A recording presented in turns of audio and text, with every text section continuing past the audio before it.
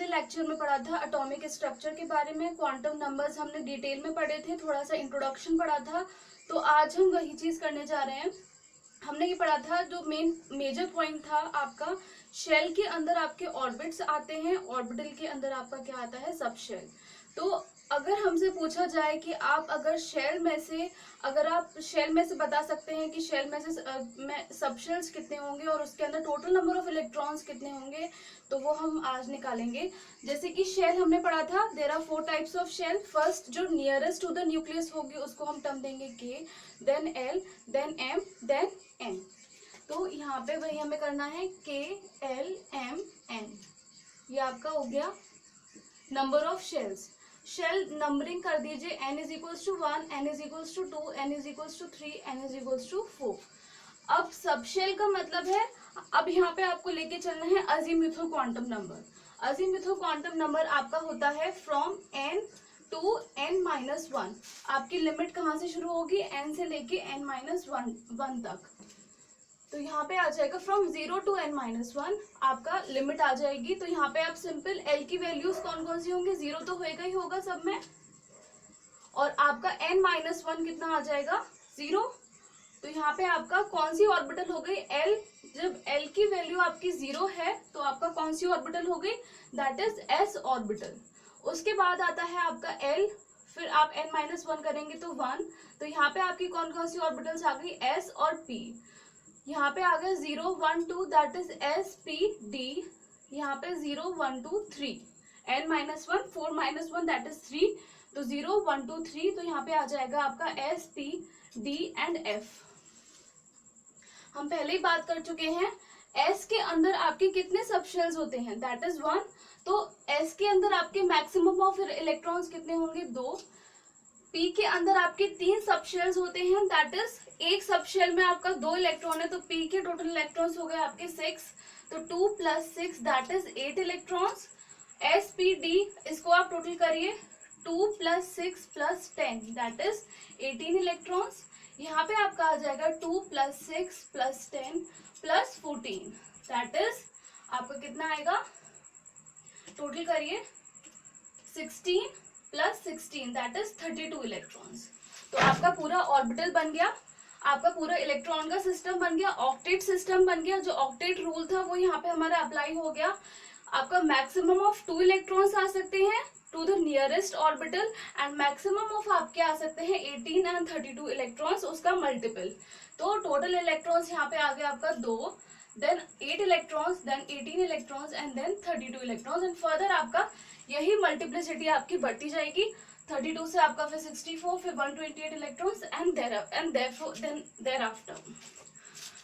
अगर हम बात करें आपकी डिस्कवरी की, कि एटम्स में डिस्कवरी किस तरीके से हुई, तो हम वो वाली बात भी कर चुके थे पिछले लेक्चर में, that electron was considered as a particle, मगर वो पार्टिकल नहीं है, it is a matter wave. एक मैटर वेव है, that is it exist as a wave function also. और वेव फंक्शन को अगर हमें डिस्क्राइब करना है तो हमारे पास श्रोडिंगर इक्वेशन आती है। श्रोडिंगर इक्वेशन हमें प्रोबेबिलिटी बताता है, that probability of finding electron, आप एक पूरे एटम में आप इलेक्ट्रॉन को कहाँ फाइंड कर सकते हो। तो हमारा ये पूरा एक चार्ट है, हम कहाँ से शुरू हुए थे और कहाँ हम पहुंचे। तो 1803 में हमें डाल्टन ने जस्ट बताया था, एक एटम एक स्ट्रक्चर होता है एंड नथिंग एल्स। उनके पास सिर्फ एक थ्योरी थी, जस्ट एक atom is the unit of any compound. उसके बाद थॉमसन ने हमें बस इतना बताया, like pudding model, that there are positive and negative charges which are just incorporated in a system. इन्होंने हमें सिर्फ इतना बताया कि there are certain positive and negative charges, उनका कोई लोकेशन नहीं है, जस्ट लाइक अ वाटरमेलन में जो सीड्स होते हैं they are dispersed in that system. उसके बाद आपका बीच में 1900 में आपका मैक्स प्लैंक साइंटिस्ट आए, उन्होंने हमें बताया क्वांटाइजेशन ऑफ लाइट। प्लैंक का अगर आपने देखा होगा तो lambda is equals to h/p। उन्होंने हमें एक चीज बताई कि the momentum is somewhat related to the wavelength. तो आपका अगर जो मोमेंटम है, अगर मोशन है आपके पार्टिकल में, तो आप उसे वेवलेंथ कैलकुलेट कर सकते हो कि वो किस वेवलेंथ पे चल रहा होगा। क्वांटाइजेशन ऑफ लाइट हमें बताया कि फोटोन के बारे में, कि उनका वेवलेंथ हम कैसे एक्सपेक्ट कर सकते हैं, कैसे निकाल सकते हैं। देन फर्दर 1905 में हमारे पास आइंस्टीन आ चुके थे, एल्बर्ट आइंस्टीन, जिन्होंने हमें फोटो इलेक्ट्रिक इफेक्ट के बारे में बताया। So there is some certain things of physics also incorporated here. तो आइंस्टीन ने हमें फोटो इलेक्ट्रिक इफेक्ट के बारे में बताया, E is equals to mc square, that if you are travelling with the speed of light, then आपका energy mass is converted, that the energy will be converted in the mass. उसके बाद हमें Rutherford 1911 में आए। इन्होंने हमें किस बारे में बताया, that the whole mass of atom is composed in the central part of the atom, that is nucleus. अगर आप एटम का मेजॉरिटी ऑफ मास की बात करोगे तो वो कहाँ लोकेटेड है, at the center, that is the nucleus.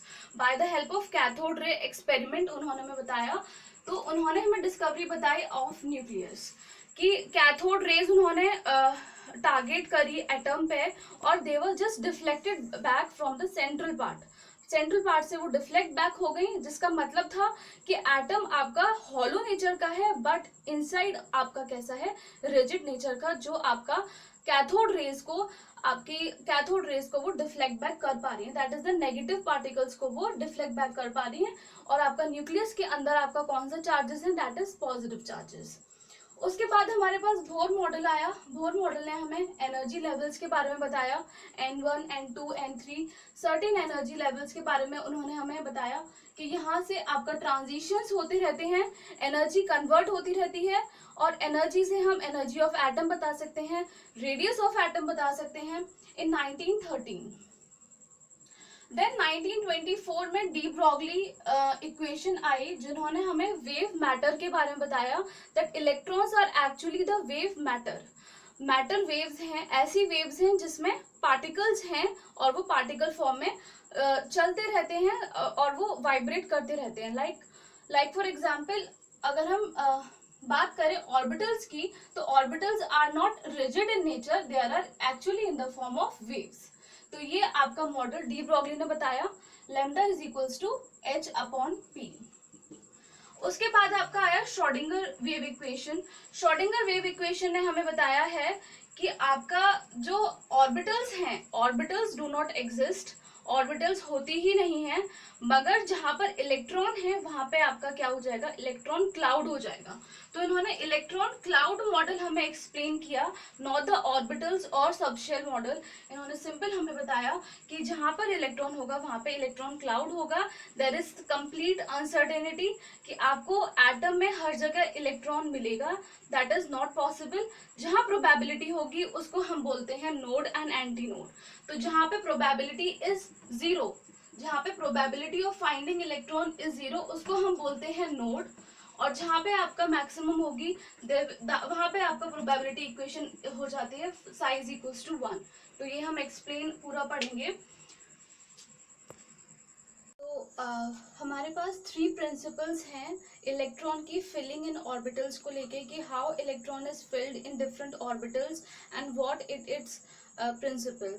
तो Pauli exclusion principle, Pauli exclusion principle हमें ये बोलता है दैट अगर हमें ही पता है कि एक सबशेल में आपके 2 इलेक्ट्रॉन्स होते हैं, ये हमें पता ही है। तो 2 electrons can never have same set of 4 quantum numbers. I pardon, कि आपका जो 2 इलेक्ट्रॉन्स हैं, कि 2 electrons can never have the same set of 4 quantum numbers. 4 quantum numbers कौन कौन से आपके, n, l, m and s। अगर n आपका 1 है, l आपका 0 हो जाएगा, m आपका क्या हो जाएगा, plus l, 0 minus l, that is equals to 0। आपका s कितना आएगा, प्लस हाफ और minus half, either plus half और माइनस हाफ। तो आपका वेरिएशन कहाँ पर आ गया, आपका s orbital, s quantum number में, ये आपका प्लस हो सकता है या माइनस हो सकता है। तो आपका n, l, m सेम हो सकते हैं, कहाँ वेरी आएगा आपका s में, either प्लस और minus, because the orientation of electron is always different. एक आपका क्लॉकवाइज डायरेक्शन में आएगा, दूसरा आपका एंटी क्लॉकवाइज डायरेक्शन में आएगा। क्यों, मैं आपको पहले ही बताया था, ये आपका प्लस हाफ हो गया, ये आपका माइनस हाफ हो गया, टोटल आप जब इसका ऐड करोगे तो आपका क्या आ जाएगा, 0। तो आपका स्टेबल होना चाहिए सब शेल, देयरफॉर आपका ये आपका क्या आ जाएगा, 0 आ जाएगा। तो पाउली एक्सक्लूजन प्रिंसिपल हमें यही बताता है कि four set of quantum numbers can never be same for 2 electrons. Aufbau principle हमें क्या बताता है, Aufbau multiplicity principle, that electron will always have different multiplicities, that is different orientations। अगर हम हुन्स रूल के बारे में बात करेंगे, हुन्स रूल हमें बोलता है कि लोएस्ट एनर्जी ऑर्बिटल में आपका इलेक्ट्रॉन सबसे पहले फिल होगा। The orbital having the lowest energy will be filled first. आपका सबसे पहले ऑर्बिटल जिसकी सबसे लोएस्ट एनर्जी है उसमें इलेक्ट्रॉन सबसे पहले फिल होगा, that is 1s 2s 2p 3s 3p 3d 4s 4p। तो ये आपका एनर्जी लेवल है। तो सबसे पहले इलेक्ट्रॉन आपका किस में आएगा, 1s में आएगा। तो हाइड्रोजन में सबसे पहले आता है 1s1। उसके बाद आपका अगर हम हीलियम की बात करें तो उसका होता है 1s2।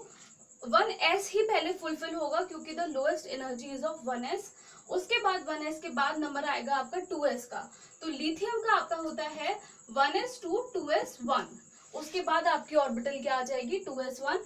तो वही कॉन्फ़िगरेशन आपका बनता है 1s2 2s1 2p6 4s2 3d 10। तो ये आपका एनर्जी लेवल्स हैं, ये आपका इलेक्ट्रॉनिक कॉन्फ़िगरेशन है।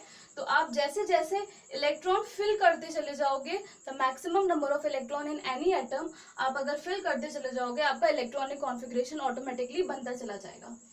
तो this is the way how we fill the electrons. Aufbau principle हमें यही बोलता है। ऑफबाउ मल्टीप्लिसिटी प्रिंसिपल का मतलब है अगर आपके पास 3 शेल्स हैं, अगर हम p ऑर्बिटल की बात करें उसमें अगर 3 शेल्स हैं और आपके पास टोटल ऑफ 5 इलेक्ट्रॉन्स है, तो आप कैसे फुलफिल करोगे, दैट इज पहले आप एक इलेक्ट्रॉन फुलफिल करोगे, उसके बाद आप बाकी के इलेक्ट्रॉन्स फिल करोगे।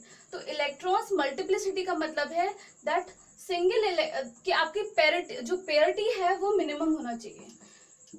जो आपकी पेयरिटी है शुड बी मिनिमम। आपको पेयर नहीं बनाने हैं, आपको सिंगल इलेक्ट्रॉन फुलफिल करना है in every orbital. Every orbital should consist at least of 1 electron. Thereafter आपका फिलिंग ऑफ इलेक्ट्रॉन, पेयरिंग उसके बाद शुरू होगा।